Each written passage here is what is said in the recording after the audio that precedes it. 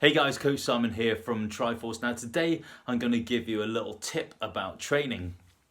Now, what happens when you're training and you're following your program and you hit plateaus, or what happens if you just haven't really seen much change in your fitness over time? Now, look, here's the thing. Let's put a bit of context into this.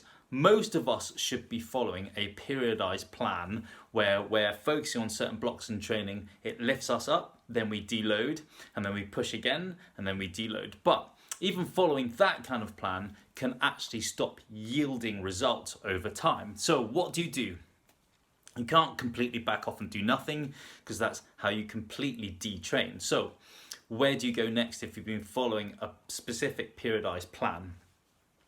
You can, so sometimes what we do with our athletes is we give them some focused training blocks, which is focusing on the run or on the swim or on the bike, and their week is focused on that with a little bit of intensity on the bike and on the run if it's a swim week, for instance. But what happens if you're still not seeing results from that in training? Well, what you can do is you can switch things massively on its head.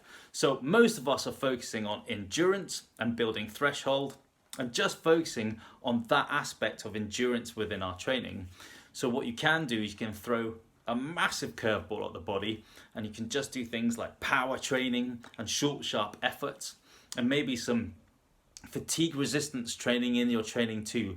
It's just chucking the body a massive curveball. And what that will do is it will force the body to do something different, take it normally out of your comfort zone, and then make the body work differently. So when you do go back into your periodized plan, it's had a different impulse. It's sort of changed and developed over time. And it's a different way of thinking about training. But here's the thing I guess I'm trying to get across.